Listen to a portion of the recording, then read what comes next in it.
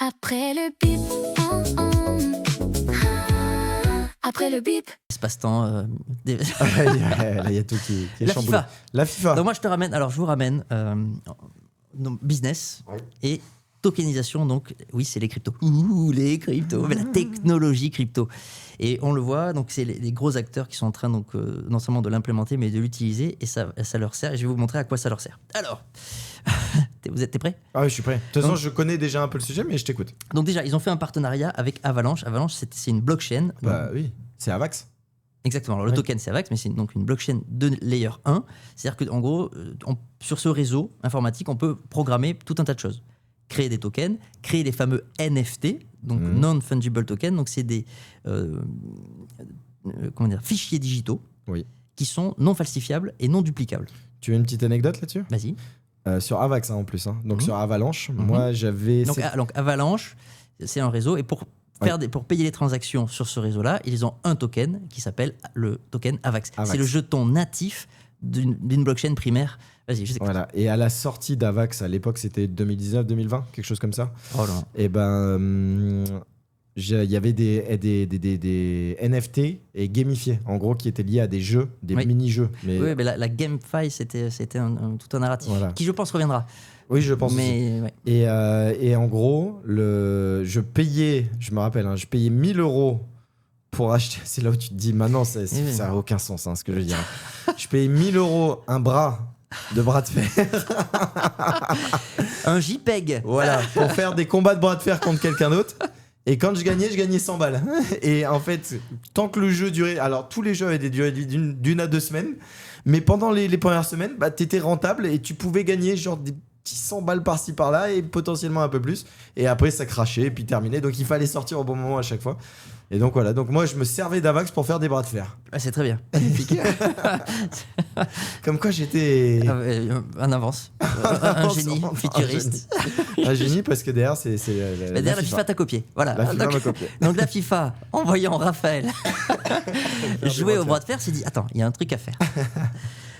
Et donc, on en revient en fait surtout la problématique de la FIFA. Enfin, c'est pas la problématique, c'est la rente qu'ils ont réussi à privatiser. C'est le fameux marché secondaire des billets. Parce que eux, jusqu'à maintenant, ils émettaient leurs billets. Souvent, alors, des robots ou des professionnels achetaient en masse. Oui. Toi, pauvre particulier, souvent, tu n'étais pas assez rapide et tu te retrouvais, si tu voulais, à acheter le billet sur un marché secondaire. Beaucoup plus cher. Avec un vendeur qui, évidemment, prend sa com. Donc la FIFA, en gros, elle vendait une fois son billet et tout ce qui pouvait se passer sur le marché secondaire, sachant que ce billet pouvait se vendre 1, 2, 3 fois, 10 fois, elle y voyait rien. J'ai un exemple avec ça. Vas-y. Finale de Ligue des Champions, quand il y a Liverpool, Real Madrid au Stade de France, où il y a eu plein de soucis, 2023 ou 2024, avec Benzema, Ballon d'Or derrière. Et je cherche 2 places pour aller voir, parce que j'avais un pote qui est fan de Real Madrid, et je cherchais 2 places pour aller voir ce match-là. Les places ont été achetées par quelqu'un 200 € sur le site de la FIFA, et ce gars-là me les a revendues 1000 € place, tu vois. Et moi, j'aurais pu les revendre, parce qu'il y en a qui étaient intéressés devant le stade, à 5000 €. Voilà. J'ai hésité. Moi, j'ai hésité, parce que j'en ai rien à foutre. Et justement, même pour ça, il y a une solution maintenant. Eh ben, vas-y. Donc, j'en reviens à ce que a voulu solutionner la FIFA. Et donc, le grand terrain d'expérimentation, c'est la première fois que c'est ce championnat ce tournoi qu'ils ont organisé, qui est la Coupe du Monde 2026. Donc, ils ont créé des différents NFT. Donc, maintenant, les tickets sont toujours digitaux, mais ils sont sur ces fameuses blockchains. Donc, alors, il y a plusieurs partenaires. Alors, parce que ces technologies fonctionnent avec les fameux wallets. Donc, en gros, c'est des applications aujourd'hui qui sont sur téléphone. Je pense c'est beaucoup plus simplifié. Hein. Tu sécurises pas ta seed phrase, etc. Il doit y avoir peut-être avec le visage. Il doit y avoir une façon de contrôler ton identité. Mais en tout cas, pour que l'expérience utilisateur soit fluide, c'est une application, je pense, sur le téléphone. Tu vois pas trop la différence. Et d'ailleurs, tu n'as même pas conscience que tu es sur blockchain, parce que les transactions, c'est pas marqué, mais c'est la FIFA qui les subventionne. Oui. Comme ils maîtrisent tout leur écosystème, parce que Avalanche, ils sont pas sur Avalanche. En fait, Avalanche les a aidés à développer leur layer 1. Okay. Donc ils ont leur écosystème que je pense, donc ils contrôlent tous les ordis et ils sponsorisent. À chaque fois que vous faites des transactions, que les gens font des transactions, ils voient pas. Quand tu transfères, Et je crois que le wallet, ce que tu dis, c'est l'application FIFA directement. Probablement. Il me semble. J'ai Modex comme société spécialisée pour le portefeuille standard. Bon, bref. Donc, ils ont créé différents produits. Donc, d'abord, il y a le RTB, le Right to Buy. Ok. Donc ça, c'est une permission d'acheter des billets pour des matchs spécifiques. C'est-à-dire que c'est même pas le billet. Hein. Ah ouais, c'est C'est t'achètes c'est ta place, ton listing. Un coupe-fil payant. Ah ouais. C'est-à-dire que t'achètes le droit d'être sûr de pouvoir acheter un ticket. Du coup, t'achètes un ticket. Non. Et après, t'achètes le ticket. Ah, et après, tu dois en plus acheter Oui. un. Ah oui, d'accord. Ah oui, c'est un coupe-fil. C'est un coupe-fil. C'est Disneyland. C'est un coupe-fil. Donc là, Ah déjà, ouais. gling. Ok. Donc ensuite, tu payes ton billet. Oui. Deuxième gling. Ouais. Ensuite, il y a le right to ticket. Ok. Donc là, c'est le droit de réclamer un billet. Donc là, c'est-à-dire que tu t'achètes un droit, c'est comme une option, C'est fou. sur un match spécifique. Et celui-là, tu peux le revendre. Ok. Parce que l'autre système, tu peux pas le revendre. Et l'autre, c'est juste. Non, c'est juste. Alors, je crois pas. Ok. Peut-être, mais il n'y a pas marqué. Ok. Là, c'est juste pour avoir le. C'est le coupe-fil. Ok. Par contre, une fois que tu as ton right to ticket, donc tu sais que tu vas avoir, par exemple, France-Portugal. Oui. Celui-là, tu as le droit. C'est pas le ticket. Ok, C'est le droit le droit, d'acheter. Alors, il va se convertir, mais c'est pas encore le billet. Et donc ça, tu peux le revendre sur le marché secondaire. Ok. Donc là, on en revient, tu squeezes déjà la première partie, Qui est géré par eux, toujours le marché qui est secondaire. gérée par eux. Et là, ils prennent, admettons un billet Les frais. qui vaut 1000 €. Oui. Ils vont prendre 15% au vendeur. Ok. Donc le vendeur, il va toucher 850. Et ils vont demander 15% à l'acheteur. Donc l'acheteur, il va pas le payer 1000. Waouh. Il va le payer 1150. 1150, donc eux se prennent 300 balles. Voilà, ils se prennent donc quasi l'équivalent de 30%. Déjà, de fils. Oh, c'est ouf. C'est ouf. Mais c'est du génie, hein. Ils sont trop forts. Et en sachant que là, il n'y a pas de limite. Oui, c'est-à-dire Parce ça que peut ça peut se s'acheter, vendre, se revendre, acheter. se revendre, se Oh revendre. là là là là. Alors, on en revient aussi au mauvais contrôle de ces Enfin, le mauvais contrôle. Juste Oui. avant de revenir là-dessus, ce qu'il faut se dire, c'est que sur le marché des NFT, là, actuellement, en général, les créateurs de projets NFT, etc., prennent 5%. C'est déjà beaucoup. Oui, Entre oui, 1 tu et veux dire. 5%. Oui, non, mais la 30%, c'est Donc là, monstrueux, 30%, c'est monstrueux. C'est Ouais. monstrueux. C'est monstrueux.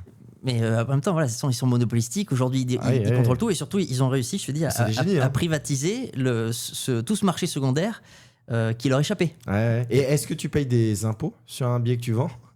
Ah, c'est une bonne question. Mais ça dépend dans quel pays t'es, Ouais, etc. oui, Tu oui, vois, ça, Parce qu'après, Nous il y en a faisons d'autres qui vont prendre ni aussi. de hein. conseils d'investissement, ni de conseils fiscaux sur cette chaîne. C'est Mais, vrai. alors, pareil, ce right to buy, il y a un moment, il faut que tu le convertisses en billet. Ok. Au moment de la conversion, tu files ton nom, ton prénom et ton email. Alors, il n'y a Ok. pas encore ta carte d'identité, mais j'en revenais au côté un peu dark de ces technologies crypto, c'est qu'elles permettent un contrôle extraordinaire. Oui. C'est-à-dire que les blockchains publiques comme Bitcoin, on va rester sur Bitcoin, permettent l'échange de valeurs entre les êtres humains partout sur la planète sans que tu aies à montrer de carte d'identité. Tu vois, tu as juste une connexion Internet, donc c'est libérateur, c'est vraiment des nouvelles technologies émancipatrices. Mais cette technologie a permis le développement de tout le reste, y compris d'Avalanche, quelques années après, 10 ans après en gros, et aujourd'hui la FIFA. Et par contre, là, ils contrôlent tout.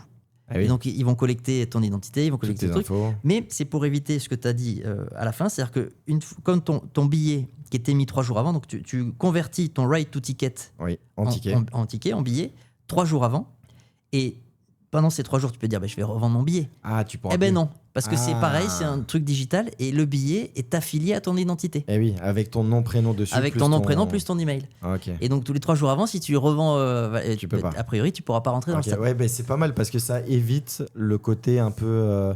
Typiquement, j'en reviens au Stade de France à l'anecdote.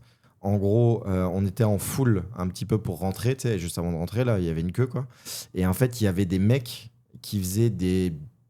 Comment on appelle? Tu sais, quand ils chargent les portes, là, Le bélier? le bélier. Et ils faisaient des béliers dans la foule pour voler les tickets des gens, en fait. Non. Et pour eux rentrer à leur place. Enfin, c'était. Ouais. Parce qu'en même temps, ça valait tellement d'argent les billets. Et Eh du coup, oui. ils- Ouais, bah, d'ailleurs, Donc ça évite ça, en fait. On va en parler pour la finale parce que les sommes sont Ouais, complètement, bah ouais, complètement mais là différentes. c'était pareil, 5 000 € le ticket, donc forcément tu fais un bélier, tu chopes 2 tickets, t'as Ouais. gagné 10 000 balles quand même. Ouais. Donc, mais ça évite ça en Mais fait. du coup, ça peut éviter ça aussi. Donc c'est Exactement. bien. Oui, Ça, oui, c'est non, une mais bonne chose. après, il y a toujours pareil, il y a des Il y a du côtés plus, positifs, il y a ouais. des côtés négatifs.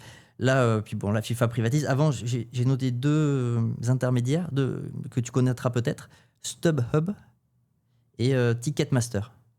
Non. Bon, écoute, dans mes recherches, c'est les deux, a priori. Parce qu'ils font quoi? Mais c'était des vendeurs des ok, revendeurs De tickets. secondaires de tickets. Ok. Ah non, je connais pas. Mais j'imagine qu'ils doivent pas être spécialisés au football, tu vois. Mais Oui. en tout cas, pour les matchs de la FIFA, là, c'est. Donc, du coup, ton billet est un NFT nominatif, enfin, qui a ton nom, et donc c'est coupé du marché secondaire. Dernier point, enfin, il y a 2. Enfin, non, c'est le dernier point. ils ont créé un autre truc. Ok. C'était le right to final. Donc le droit à la finale. Mais attention, là, on va dans l'ingénierie financière de très haut niveau. Et encore une fois, ils sont bien conseillés. Ah oui. Et c'est voilà. Parce que tout le monde veut voir la finale. Alors, et parce qu'ils ont aussi des poursuites. Je vais te parler de ça. Enfin, il y a des autres. Donc le right to final, en fonction en gros, par exemple la France, tu paries que la France va aller en finale. Oui. Et donc tu as acheté $999 ce droit-là, le right to final. Attends, t'achètes ton estimation? Non, c'est juste le droit que si ton la équipe France est en finale, arrive en finale, tu auras le droit d'acheter un ticket. Donc pareil, il n'y a pas le prix du ticket. Le droit d'avoir le droit d'avoir. Donc là, c'est juste et il y a le petit côté jeu. Oui. Parce que tu pouvais le faire sur toutes les équipes. Ah oui. Et donc en fonction. Et plus ça montait. Alors moi, si l'équipe n'était pas cotée, c'est $299. Ah. Et si l'équipe est cotée, c'était $999. Mais est-ce que si ton équipe se qualifie en quart et passe en demi, tu peux revendre ce droit-là? Non, tu peux pas. Ah ok, pas j'allais dire. Non, tu peux pas, je pense pas. Mais par contre, si ton équipe atteint pas la finale, t'es remboursé. Ok, oui, normal. Oui. Normal. En attendant, par exemple, sur un stade de 80 000 places, ils empochent 2 fois. Par exemple, imaginons que ce soit France-Allemagne encore une fois. Parce que là, j'ai regardé sur le site, alors, à 299, c'était pas sold out. Ok. Mais tous les right to final à $999, ils étaient sold out. Et attends, parce que est-ce qu'ils en... si ils en émettent le nombre de places? Alors peut-être pas les 80 000 ou 90 000, je sais pas le stade final, mais 60 000 quoi. Même voilà.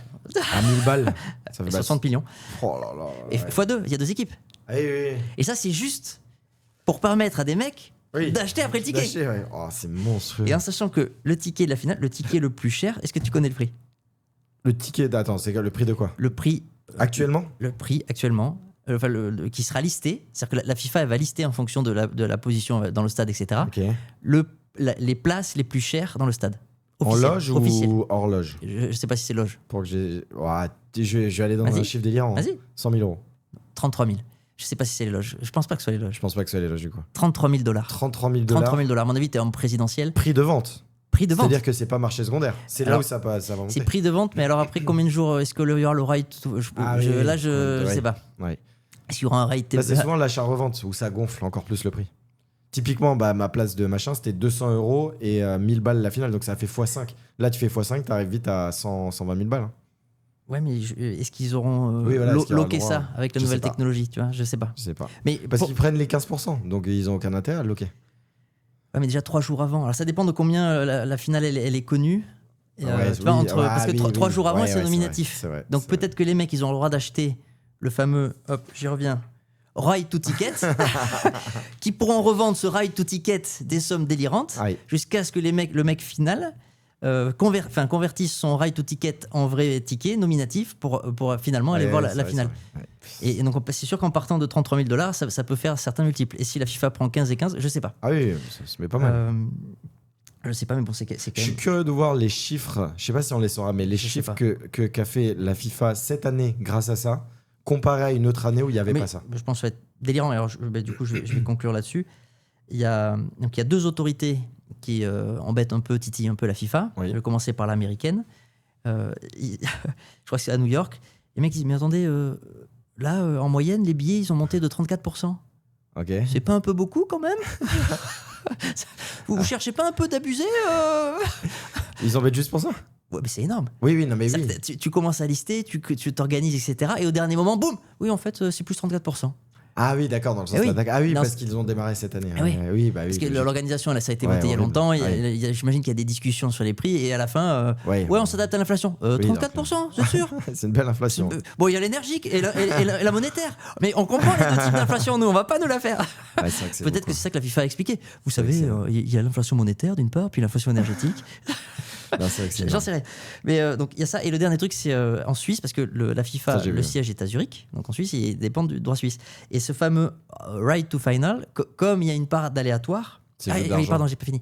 Sur ce right to final, ce qui est génial au niveau financier, c'est que les mecs, c'est une sorte de prêt gratuit. C'est-à-dire que même s'ils remboursent les sommes. Oui, eux, ils ont l'argent. Ils se retrouvent avec de l'argent dont ils peuvent faire ce qu'ils veulent. Donc et à taux zéro. Oui, c'est ça. Donc c'est un emprunt gratos qui leur ont probablement permis de faire de la pub, d'organiser leur tournoi.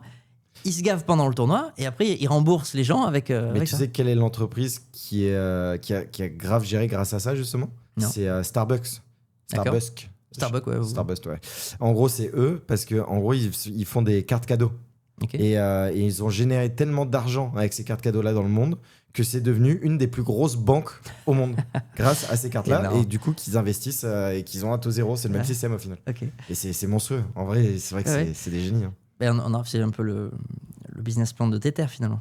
Oui, Tu aussi. sais, oui. tu te leur Oui, envoies ça, des oui, vrais ça, dollars, ça, eux ils ouais, le c'est prêtent vrai. à le gouvernement américain, il y a la rente Mais qui pour moi, passe. ça, c'est le business de. Enfin, c'est des génies, quoi. Ceux qui arrivent à faire ça dans leur ouais, business. c'est l'ingénierie financière, mais ouais. Ouais. Voilà, ceux qui arrivent, c'est la liquidité. On en revient à la monnaie, c'est le sang de l'économie. Et si tu as beaucoup de liquidité, c'est un avantage. Oui, il faut du gros chiffre parce que si t'as pas de volume, Il faut beaucoup de liquidité. Ouais. Mais 3 ou 4%. 4% actuellement, si tu prêtes sur une durée de 2 ans au gouvernement américain, tu es payé 4,15%. Ouais. Donc, Et donc- typiquement, la FIFA, s'il génère, c'est 60 millions, on a dit 60 millions et 60 millions x 2, ne serait-ce que pour 120 ça, millions. ça fait 120 millions. Non, mais là c'était pour le right to fan. C'est Oui, ça. oui. Non, mais ça, c'est juste du bénéf. Parce Ah qu'il y a oui. toutes les équipes. Ah Donc ouais. ils ont levé Donc, levé ça, probablement mais c'est plus un d'un milliard ou je sais pas. Ouais. Oui. Donc imaginons 1 milliard. S'ils l'ont sur la durée, ça dure combien de temps à peu près avant qu'ils libèrent? On va dire 3 semaines, un mois. Je sais Disons pas, un mois. parce Un que mois si c'est 4% à l'année. c'est peut-être. Mais je crois que c'est plus que ça. Hein. Ah ouais. Parce que j'ai cru à vérifier, mais j'ai cru lire qu'en gros, c'était fini depuis décembre. C'est-à-dire que les Right to Fan, c'est sold out depuis décembre. Ah oui, donc c'est potentiellement Donc, même. Je crois qu'ils l'ont fait bien avant. Donc un an. Donc admettons un an, ça fait Ah oui, 40, bah, ça fait 40 millions. Oh là là là là. Oh ouais, ok. 4% sur un Ouais, milliard. ouais. C'est Mais monstrueux. ça, c'est juste si tu les places. Mais admettons que tu les places pas. Je veux dire, juste le fait de l'investir et de l'avoir à taux zéro, c'est un prêt gratos. Oui. C'est déjà un service immense. Oui, j'avoue. Alors tu peux le placer pour t'en faire une rente et te faire 40 millions, mais Oui. je veux dire, ils se foutent de 40 millions Oui, à leur échelle. Par contre, le milliard pour payer les sponsors, payer la pub, payer les stades, enfin, tu vois, ils ont forcément des coûts, ils ont forcément des charges. Et avoir des liquidités gratuites, Je peux continuer de parler, hein, j'entends en même temps. avoir des liquidités gratuites que tu sais que tu vas récupérer parce que de toute façon, tu es sûr de cartonner. Parce que voilà, la Coupe du Monde de football, c'est pas un scoop, c'est un tournoi qui fonctionne. Tu sais que tu les rembourseras. Et voilà. Oui, t'es tranquille. Et dans l'autre, tu as fait des affaires. Et donc voilà, donc juste la Suisse, la justice suisse se dit, attends, en gros, le résultat de remboursement ou du truc, il y a un peu d'aléatoire en fonction des résultats sportifs. En gros, vous frôlez avec le jeu. Le jeu d'argent. Voilà. Ouais. Vous frôlez avec le jeu d'argent. Alors bon, je suis pas inquiet pour la FIFA. Oui. Je pense que Zurich ne l'est. Ils vont trouver un arrangement. Voilà. Je pense que ça va bien se terminer. Ils vont réussir à trouver un arrangement, c'est sûr. Voilà. Non, mais c'est. J'ai fini. Voilà, avec, Non, bah, en tout cas, monstrueux. avec mon monstrueux. dip,